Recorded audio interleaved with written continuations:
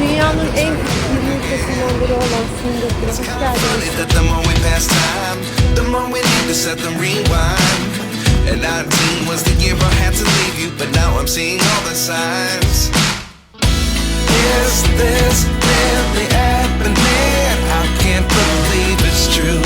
I'm just as surprised as you. Is this really happening? I can't be too sure, but one day I'll be yours again.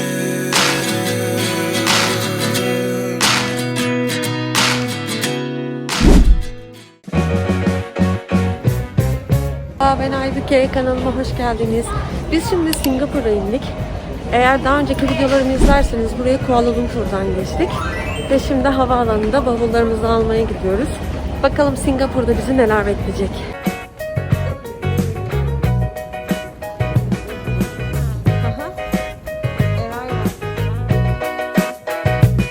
Singapur'a girerken pasaport kontrolde sizden online bir form doldurmanızı istiyorlar. Biz uçakta dağıtmadıkları için burada girişte dolduruyoruz. Şu an Yakut dolduruyor. Sonra pasaport kontrolüne giriyorsunuz. Eğer uçakta dağıttılarsa problem yok. Ama uçakta dağıtmadılarsa girmeden önce bu formları doldurun. Bavulları aldığımız yere bakar mısınız? Burası da Kuala Lumpur gibi yeşil. Daha neyle karşılaşacağımızı şimdiden anlayabiliyoruz. Singapur'a gelmeden önce en çok merak ettiğim şey ballandıra anlatılan bu havaalanıydı. Ben şu an sadece bir kısmındayım. Gerçekten anlattıkları gibi var. Havaalanının içine botanik park koymuşlar. İnanılmaz güzel. Her yer yemyeşil. Zaten klasik herkesin söylediği gibi yasaklar ülkesi olan Singapur'da ne kadar düzenli ve temiz olduğunu havaalanından anlayabiliyoruz. Çok güzel. Dediğim gibi daha ben bir kısmını gördüm. Şelale kısmı bu tarafta.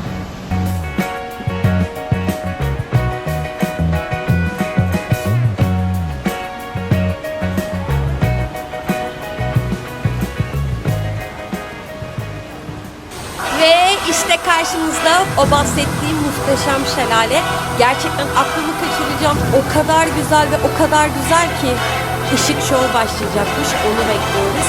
Eğer onu da yakalarsak ufak bir kesit size göstereceğim.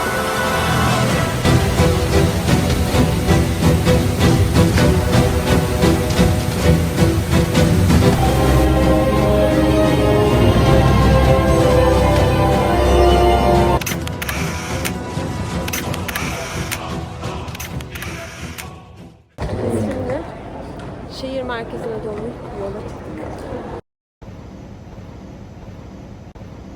Terminalden şehir merkezine gidiyoruz. Bunun için içeride önce kısa bir metroya biniyorsunuz. Sizi bir durak sonra Terminal 2'ye getiriyor. Terminal 2'den biletleri alıp şehir merkezine gidebiliyorsunuz. Şimdi biz de aşağı doğru inip biletlerimizi alıyoruz. Bu arada Singapur'a gelecek olanlar yürüyen merdivenler normal bizim ülkemizden çok daha hızlı gidiyor. İşte burada Terminal 3'e geliyorsunuz. Bilet alıyorsunuz metro için buradan. Oradan direkt şu şekilde merkeze gidiyorsunuz. Gişelerden de aldığımız turistlere özel kart bu. Biz sabaha karşı otelimize geldiğimiz için günü kapatıyorum. Harika bir günden günaydın. Muhteşem ülke Singapur'u gezmeye hazır mısınız? Hadi başlayalım. Güne Singapur'da çok ünlü fırın ürünleri satan bir yerde kahvaltı yaparak başlıyoruz. Dünyanın en küçük 20 ülkesinden biri olan Singapur'a hoş geldiniz. Biz dinlendik, uyuduk, kalktık. Bomba gibi bir gün hazırız. Malezya biraz yorgun geçti. Ama Singapur'dan çok umutluyum.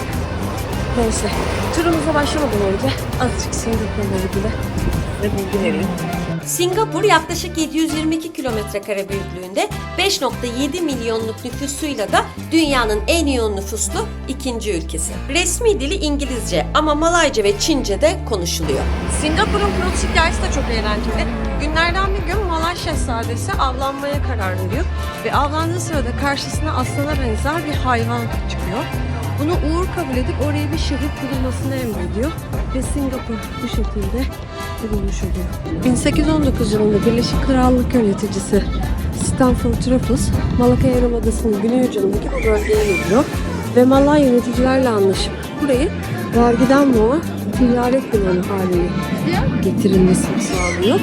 Bu da Singapur'un temellerini atmasındaki en önemli özelliklerden biri kabul ediliyor. Adanın bugünlere gelmesindeki en büyük katkı Stanford Raffles'a aitmiş. Zaten kendisi modern Singapur'un kurucusuymuş. 43 kilometre boy, 22,5 kilometre enle Singapur İstanbul'un neredeyse 9'da biri. Biz şimdi Chinatown'a geldik. Temple'lardan yani tapınaklardan başlayacağız gezmeye. Ama gelmişken dükkanlara girmeyi de eksik etmiyoruz. Buradaki Chinatown kesinlikle Malezya'dakinden çok daha güzel. Çok daha orijinal hediyelikler var. Aklınızda bulunsun. Nasıl? Baksana şuna. Çok stikler. Çok stikler.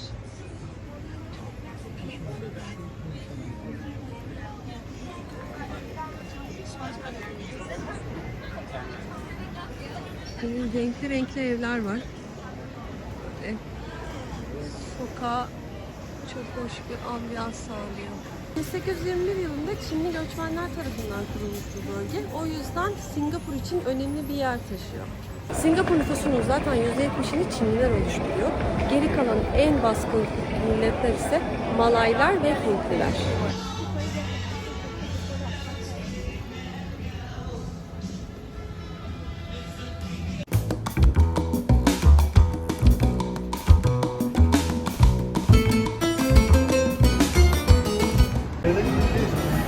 Bağlamakta bir değil. Mesela çok yakın yerlerimiz. Yani şey gibi, Prag gibi Evet, yani. daha toplu yerler.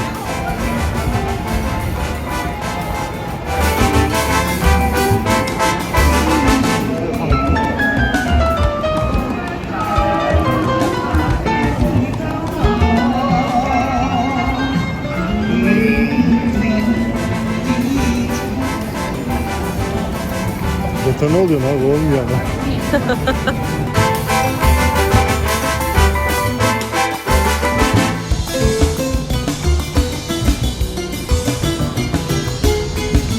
Ama biz erken geldik. Burası gece çok kalabalık şey oluyor. Daha hareketler Tabii ama çok sıcak olduğu için zaten çok kişi dışarıdan değil, turistler dışında.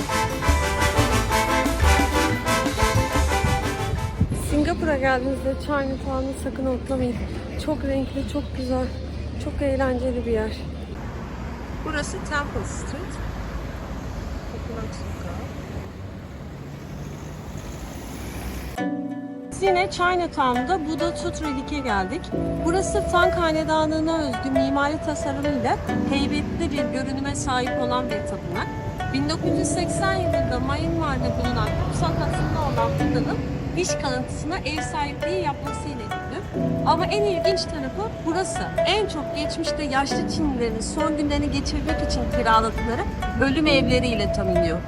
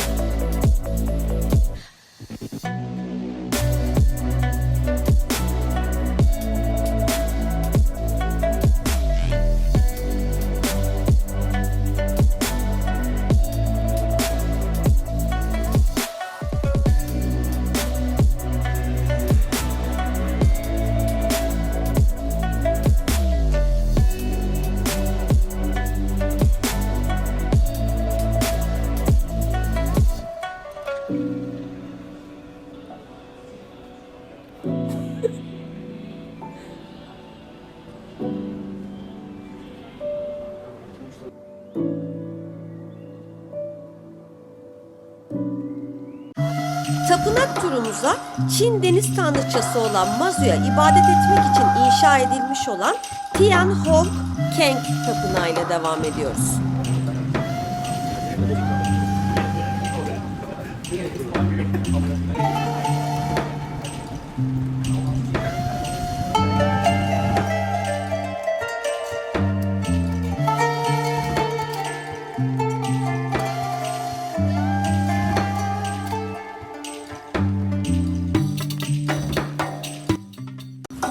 Tabii ki ben de gelmişken ritüellerini uygulamaktan geri kalmadım. Dileğimi tuttum, paramı attım. İnşallah kabul olur. Bu kadar dolaştıktan sonra tabii ki karnımız acıktı. Singapur'un en ünlü food courtlarından biri olan La Pusat'a gidiyoruz.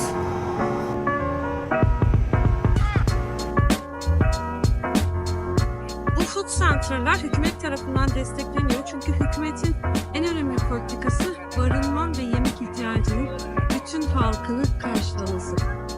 O yüzden buralardan kira almıyor ya da çok düşük bir kira alıyor ki ülkesinde aç hiçbir vatandaşı kalmasın.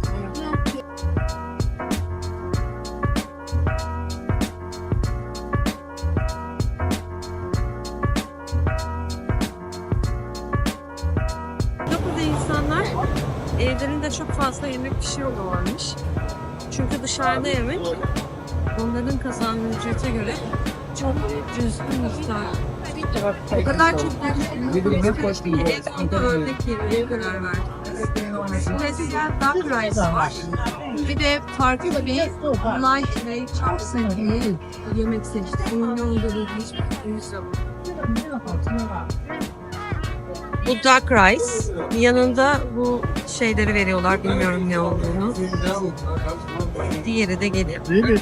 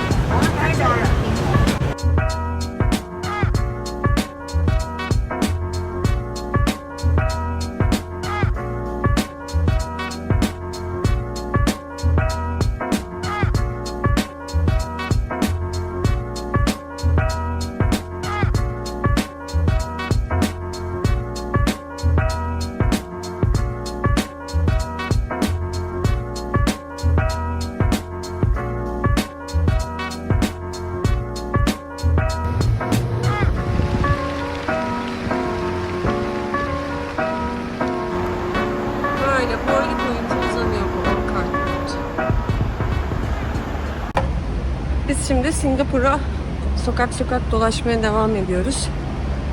Hava çok sıcak ve nemli.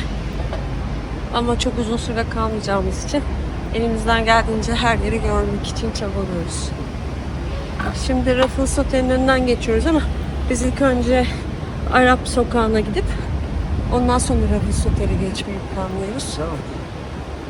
Dakika. Artık fikir değiştirdi. Gözlük gözümü büyük kalmaya başladı. Devamlı düzeltme ihtiyacı duyuyorum. Evet, size hemen gösteriyorum. Size şimdi hemen içini de gösteriyorum böyle. Birkaç saat sonra burada olup size daha detaylı çekim yapacağım. Ayrıyeten böyle ünlü markaların böyle küçük shopları da var. Technolox var, Rook var. Ha, bak bebeğim. Evet, Otel Robisi.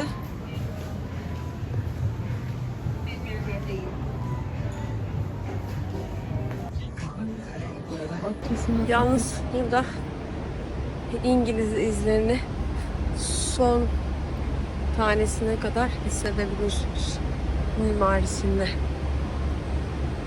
Gittikleri yere tabii kendileştirmişler. Görüyorsunuz, bembeyaz. Dediğim gibi içinde lüks mağazaların olduğu Raffles Otel. Singapur gerçekten Güneydoğu'nun en lüks yerlerinden biri. Etrafınızı gezdiğinizde, gördüğünüzde her şeyde bunu fazlasıyla hissediyorsunuz. Dubai'den sonra benim gördüğüm paranın gücünü gösterdiği nadir yerlerden biri.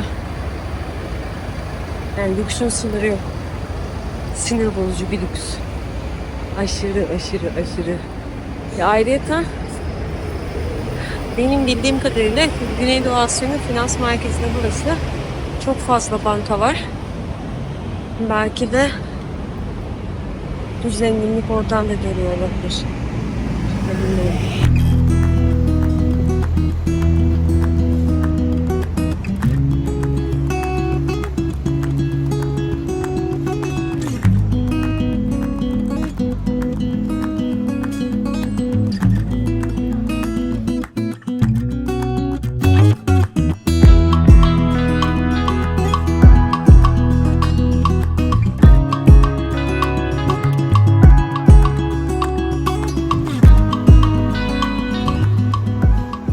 Arap Quarter, çoğunlukla Malayların yaşadığı ve Arapların bulunduğu, Müslüman çoğunluğunun fazla olduğu bir bölge. Zaten ezan sesinin duyulduğu tek cami de bu bölgede. Arap Street'e geldik. Evet, Sultan Camii. Bu taraftan. Zaten hemen girer girmez kapattıkları görüyorsunuz.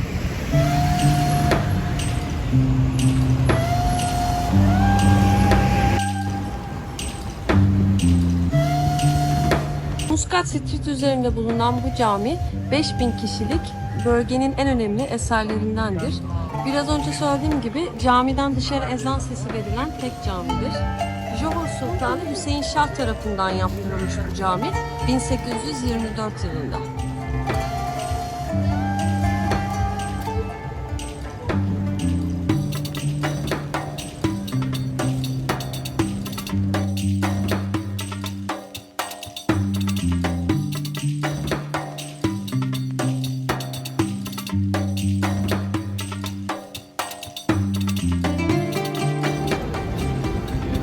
Evet, bu gibi çok eski. İstanbul'da böyle bir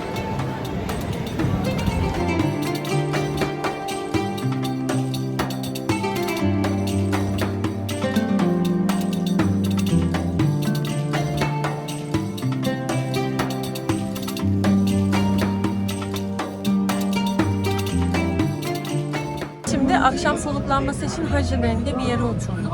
Gittikçe kalabalıklaşmaya başladı zaten. Çok güzel, şirin bir caz var. Orada oturuyoruz. Şimdi size ortamı gösteriyorum.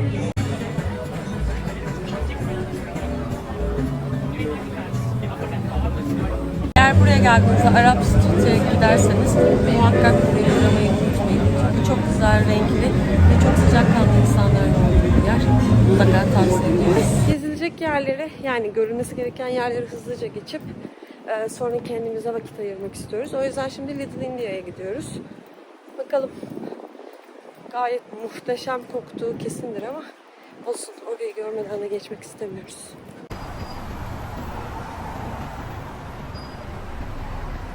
Şimdi iki farklı Singapur'un yüzünü görüyoruz. Bir, daha önce gezdiğimiz işte gökdelenlerin olduğu, daha plaza hayatının yaşandığı, bir de daha böyle yerel, işte daha yerel halkın olduğu küçük gerçek yaşam kesitlerinin daha farklı olduğu sokaklar.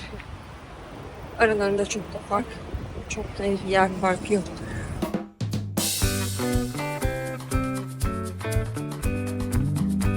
Tam tahmin ettiğimiz gibi Little India'ya girdiğimizde hafif gelen baharat kokularını anlayabiliyoruz.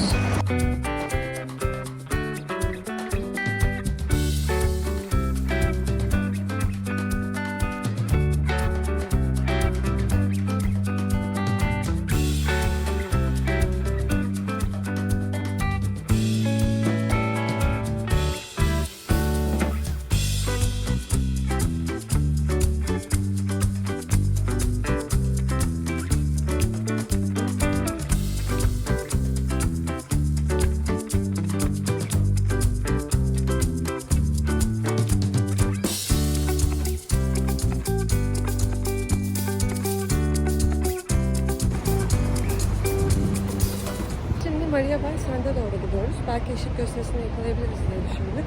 Eğer yakalayamazsak da yarın bakarız. Aslında normalde Singapur'a gelen insanların hemen hemen hepsi ilk önce Maria Baysen ve Marriott heykeline doğru gidiyor. Ama biz o kadar çok sokaklarda gezmeyi seviyoruz ki oraya gitmek daha yeni aklımıza geldi.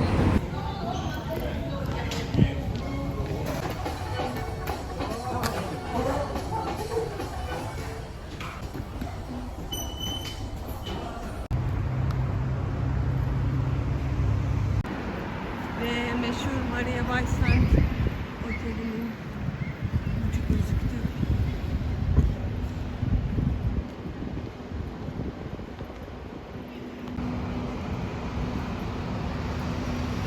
Ya çok iyi. O kadar çok yorulduk ve o kadar çok acıktık ki Maria Baysen'de geldiğimizde bu food court'un çok metini duymuştuk. O yüzden hemen denemek istedik. Burasının yemeklerinin mükemmel olduğunu biz Netflix'te bir belgeselden izlemiştik. O yüzden gelmişken kaçırmak istemedik.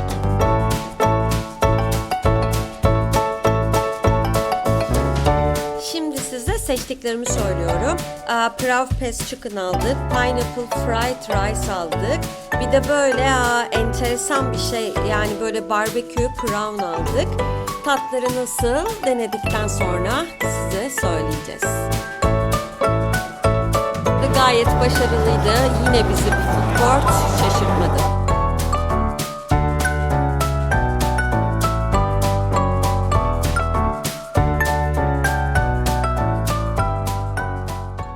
Ve işte Maria Baysen. Bakar mısınız? Şu an karşı tarafta ışık gösterisi var. Biz artık yarın gideceğiz. We rise like tall buildings as the chemicals they take us higher. The night's young and it's just begun as she puts her hand in mine. We wanna chase the night, wanna dance to the light, pull the stars from the sky, just two hearts running wild. Never sleep, never stop, as we shout from the top, we're gonna Turlamaya devam ediyoruz. Oh, görüyorsunuz. Oteli.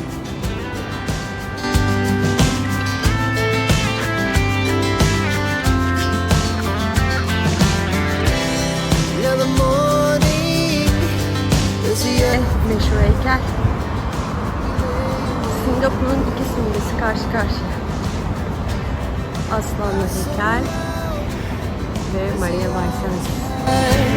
we're gonna do it all again.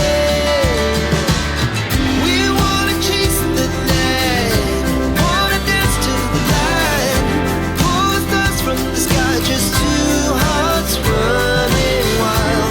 Never sleep, never stop. As we St. Andrews Street'teyiz. Buranın ne olduğunu anlamaya çalışıyorum. Tamam, ilerisi National Gallery ama çok büyük. Böyle hükümet binası, devlet binası, böyle boydan boya uzanan bir yer. Öyle göstereyim, şurada bir park var. Burası karşıdaki beyaz yer tiyatro. it was the best we ever had. Biz artık geceyi sonlandırırken size harika bir Singapur manzarası bırakıyorum. We'll never have regret.